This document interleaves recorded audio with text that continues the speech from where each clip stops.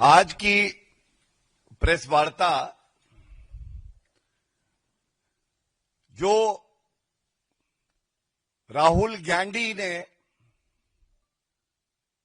भारत को शर्मिंदा करने के लिए और बदनाम करने के लिए साजिश रची थी, परत दर परत अब वो बाहर आ रही है। और ये कहना गलत नहीं होगा, ये राहुल गांधी कर रहे हैं देश को शर्मिंदा,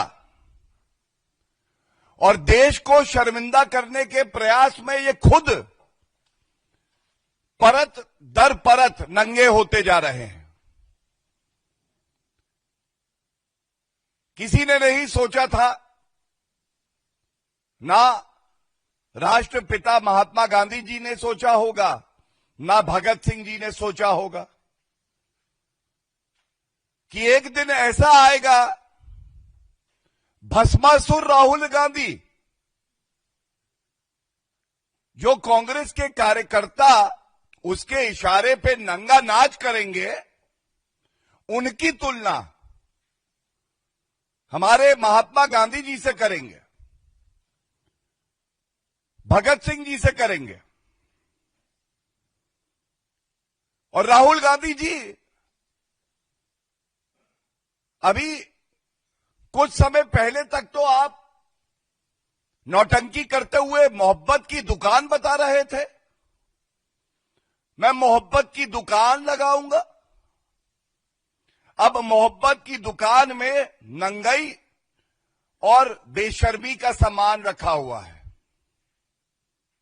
मैं दोहराता हूं, ये जो नकली राहुल गांधी की दुकान है, मोहब्बत की दुकान, इसमें केवल नंगाई और बेशर्मी का सामान। आज की बड़ी खबर, अभी जब प्रेस वार्ता के लिए आ रहा था उससे कुछ क्षण पहले आई। उदय भान, कांग्रेस पार्टी का जो यूथ विंग है उसका अध्यक्ष, राहुल गांधी के इशारे पे एआई समिट के दौरान, जब पूरे विश्व की नजर भारत पे है, भारत का डंका पूरे विश्व पटल पर है, तब अपनी टी शर्ट उतरवाना, नंगे हो जाना, जिससे कि भारत की छवि धूमिल हो, ये कर रहे थे। बताया जाता है इनकी गिरफ्तारी हुई और दिल्ली पुलिस ने 7 दिन की पुलिस रिमांड मांगी थी न्यायालय से। अभी अभी न्यायालय का आदेश आया है। सारे तथ्यों को देखते हुए संविधान में अभिव्यक्ति की आजादी, विरोध प्रदर्शन करने का अधिकार, इसको ध्यान में रखते हुए 4 दिन की पुलिस कस्टडी स्वीकार कर ली है। आप भारत को नंगा करना चाहते थे राहुल गांधी जी, आज आप खुद राजनीतिक तौर पे पूरी तरह से नंगे हो चुके हैं। आप संविधान को दिखाते थे,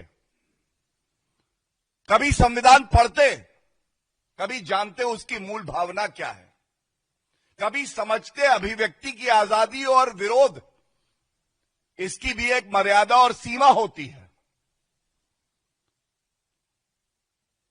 सबसे पहले संविधान की प्रतिलिपि है, राहुल गांधी जी ने कभी पढ़ी नहीं। यह देश का दुर्भाग्य है, मैं पुनः कहूंगा कि भारत का नेता प्रतिपक्ष भारत की सबसे कमजोर कड़ी है। यह हमारा दुर्भाग्य है कि राहुल गांधी जैसा व्यक्ति भारत का नेता प्रतिपक्ष है। राहुल गांधी जी, ये केवल आपके लिए पढ़ रहा हूं, भारत का हर नागरिक इस संविधान का पालन करता है, उसे अपने जीवन में उतारता है, क्योंकि यही वो सूत्र है जो हर भारतीय को एक दूसरे से बांधता है। अभिव्यक्ति की आजादी, विरोध करना, यह अनुच्छेद 19 में आता है। अनुच्छेद 19 कहता है, all citizen shall have the right to freedom of speech and expression. लेकिन आर्टिकल 19(2) का क्लॉज कहता है, सब्जेक्ट टू पब्लिक ऑर्डर। यहां पब्लिक ऑर्डर की बात बिल्कुल थी। पूरे विश्व के हेड ऑफ स्टेट्स वहां थे। आप उस व्यवस्था को भंग करना चाहते थे, और भगवान ना करे अगर कोई अनहोनी घटना हो जाती तो यही राहुल गांधी चाहते थे कि जो भारत की छवि है उस पे भट्टा लगे, दाग लगे। लेकिन साधुवाद है दिल्ली पुलिस का, सुरक्षा कर्मियों का। उन्होंने इन सभी अराजक तत्वों को पकड़ा और कोई घटना ना घटे, यह सुनिश्चित किया। दूसरा, डिसेंसी। एआई समिट, पूरे विश्व की एआई समिट भारत में हो रही है। 20 राष्ट्र अध्यक्ष भारत में हैं। आपको विरोध करना था, डेजिग्नेटेड साइट्स हैं दिल्ली में, वहां जाके विरोध करते। स्थान, समय, क्या यही समय था? वो मुद्दा आप एआई समिट खत्म होने के बाद भी उठा सकते थे, पहले भी उठा सकते थे। और डिसेंसी, आप भी ये बात मानेंगे, मैं नाम नहीं लूंगा क्योंकि दुर्भाग्यपूर्ण है कि राहुल गांधी के इशारे पर कांग्रेस के प्रवक्ता प्रधानमंत्री जी के लिए अब शब्दों का प्रयोग कर रहे हैं। अपने प्रधानमंत्री को कह रहे हैं ऐसा प्रधानमंत्री, वैसा प्रधानमंत्री, और जिस शब्द का वो प्रयोग करते हैं वो नंगा है, नंगा। तो मैं पूछना चाहता हूं, राजनीति में ये तो जेंडर न्यूट्रल है ना, लिंग तटस्थ महिलाएं भी भागीदारी लेती हैं। कितना शोभनीय है कांग्रेस पार्टी की नेत्री आके ऐसे शब्दों का प्रयोग कर रही है। क्या ये लोग चाहते हैं कि कांग्रेस पार्टी में कोई महिला नेत्री ना आंदोलन में आगे आए, ना वो सम्मिलित हो बैठकों में? और ये कांग्रेस की नेत्रियां कह रही हैं भारत के प्रधानमंत्री जी के लिए। ये बहुत ही दुख की बात है। और जैसा मैंने आपको बताया, पब्लिक ऑर्डर, डिसेंसी और थर्ड, मोरालिटी, सदाचार, शिष्टाचार। पूरी कांग्रेस निचोड़ लीजिए, पूरे नकली राहुल गांधी को निचोड़िए। एक बूंद अगर नैतिकता, सदाचार, शिष्टाचार की आपको मिल जाए तो आप कहिएगा ये है नेता प्रतिपक्ष। ये संविधान है, इस संविधान की आपने शपथ ली है राहुल गांधी जी, और कलंक है आप भारतीय राजनीति पर, कलंक है आप।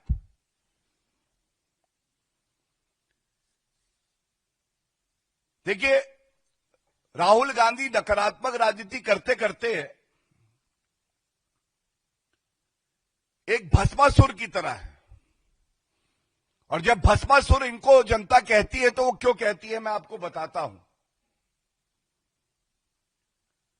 सबसे पहले इन्होंने कांग्रेस पार्टी को पूरी तरह से नष्ट कर दिया। जो कई दशकों तक मेहनत करके कांग्रेस के लीडर ने कांग्रेस पार्टी को खड़ा किया था, इस भस्मासुर ने सुनिश्चित किया केवल वो राजनीतिक वृक्ष नष्ट ना हो, उसकी जड़ें भी मैं खत्म कर दूंगा। भस्मासुर राहुल गांधी, केवल वही ये कर सकते थे।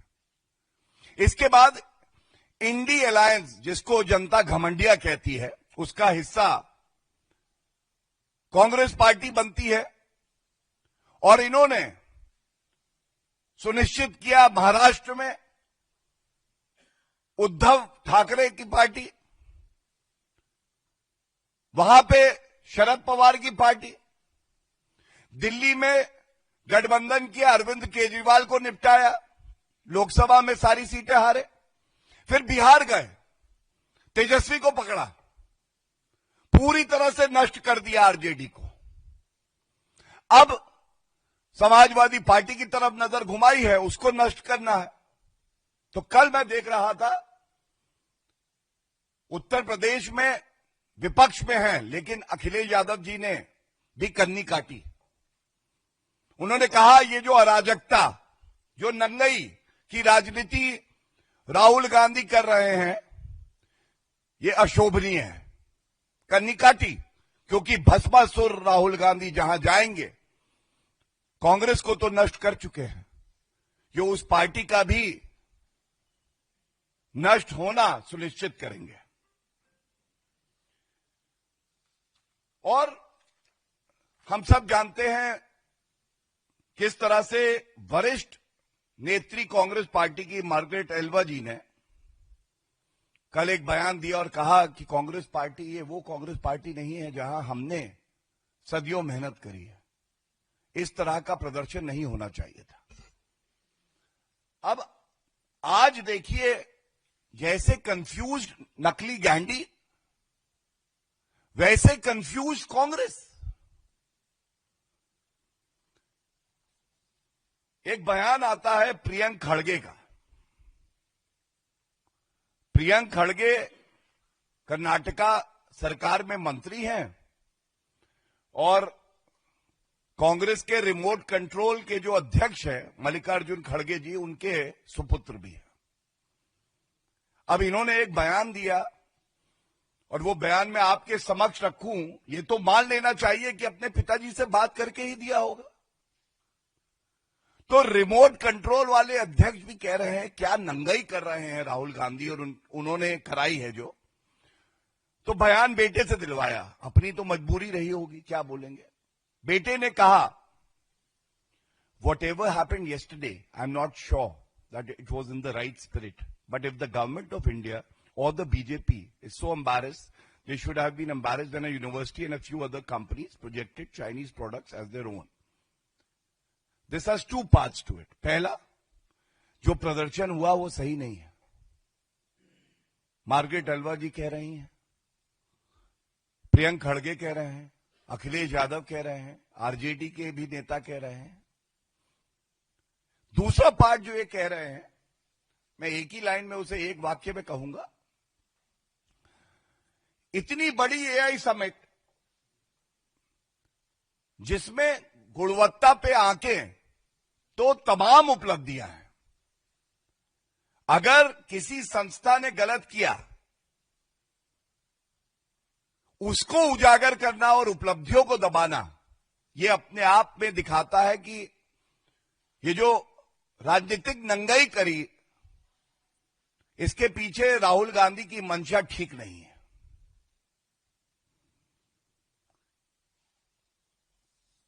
और ये पहली बार नहीं हुआ है। मैं आपके समक्ष ये तथ्य रख रहा हूं, इसका आकलन करने की आवश्यकता है, खासकर मीडिया को जो चौथा स्तंभ है। एआई समिट 2026, एआई समिट व्यक्ति विशेष का चेहरा चमकाने के लिए की जा रही है, ये कांग्रेस का स्टैंड था। जबकि हम सब ने देखा किस तरह से ये एक ऐसी दूरदर्शिता दिखाता है जिसमें भारत एक सेतु का काम कर रहा है और पूरे विश्व ने भारत का डंका माना है। 2023 G20 समिट, पूरा विश्व कह रहा था विश्व बंधु अगर कोई है, विश्व बंधु अगर कोई है तो भारत है। The magnitude of the G20 summit, the effectivity and the vision was impeccable, the most effective that the world has ever seen. Congress party ने इस समिट के दौरान भी ऐसे वक्तव्य दिए, राहुल गांधी ने दिए, जो कि किसी भी पार्टी को शोभा नहीं देता है।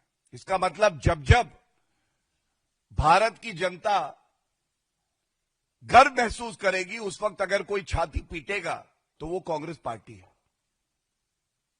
तीसरा, कोविड की महामारी आई, विकसित देशों ने घुटने टेक दिए। भारत में आदरणीय प्रधानमंत्री श्री नरेंद्र मोदी जी के नेतृत्व में सुनिश्चित हुआ स्वदेशी वैक्सीन आए। कांग्रेस पार्टी ने क्या कहा? यह वैक्सीन मत लगाना, सुरक्षित नहीं है, जान को खतरा है। और छुप छुप के श्रीमती सोनिया गांधी जी और राहुल गांधी ने वही वैक्सीन लगाई। जब पूरे देश ने कहा भारत से, हमें आप पे गर्व है, हमें आपकी वैक्सीन चाहिए, तो एक दुष्प्रचार किसने किया? कांग्रेस पार्टी ने किया। तीसरा उदाहरण। चौथा, याद करिए, आदरणीय प्रधानमंत्री श्री नरेंद्र मोदी जी ने कहा योग जो है ये हमारी धरोहर है, पूरे विश्व में एक उत्सव होना चाहिए इंटरनेशनल योगा डे का। इसको भी नकारा तो राहुल गांधी और कांग्रेस पार्टी ने। आज गर्व के साथ कह सकते हैं 180 देश ऐसे हैं पूरे विश्व में जो इंटरनेशनल योगा डे मनाते हैं। योग उनकी दिनचर्या का हिस्सा बन चुका है। अगर आप देखें तो ये सब क्या दिखाता है? ये बिल्कुल स्पष्टता से एक ही बात दिखाता है कि एक अराजक तत्व जिसका नाम उदय भान है, भारत की न्यायपालिका ने सारे साक्ष्यों को देखते हुए ये पाया है कि इस अपराधी का 4 दिन के लिए पुलिस कस्टडी में रहना जरूरी है। पहली बात। दूसरी बात, क्या ये अपराधी अभियुक्त उदय भान बिना राहुल गांधी के इशारे के इस तरह की अराजक हरकत कर सकता था? उत्तर है नहीं। राहुल गांधी ही वो मास्टरमाइंड है, या कहें सुपर मास्टरमाइंड है, जो इस तरह की अराजक घटनाओं को अंजाम देता है। तीसरा, हम ये मांग करते हैं राहुल गांधी और मल्लिकार्जुन खड़गे जी को पूरे देश से माफी मांगनी चाहिए। और साथ में, अगर राहुल गांधी को भारत के नागरिकों से, भारत के संविधान में आस्था नहीं है, भारत के लोकतंत्र में विश्वास नहीं है, तो उनको भारत में राजनीति करने का भी कोई हक नहीं है। उनको बतौर सांसद इस्तीफा दे देना चाहिए, क्योंकि आज लंपट और कोई गुंडे मवाली और राहुल गांधी में ज्यादा फर्क नहीं बचा है। और पूरे विश्वास से मैं एक बात जरूर कह सकता हूं, नकली गांधी ये जरूर सोचते होंगे कि वो कानून से ऊपर हैं, लेकिन कानून के हाथ लंबे भी हैं और बहुत जल्द हर उस व्यक्ति के गिरेबान तक पहुंचेंगे जिसने भारत को बदनाम करने का प्रयास किया है, चाहे वो कोई भी हो। और वो दिन जल्दी आएगा, अब जब उदय भान जैसे लंपट अभियुक्त पुलिस हिरासत में होंगे तो वो सच्चाई उगलेंगे भी, और जो नाम वो लेंगे हमें भी इंतजार रहेगा वो तार कहां से जुड़ते हैं, ये सार्वजनिक होगा और देश जानेगा। बहुत बहुत धन्यवाद।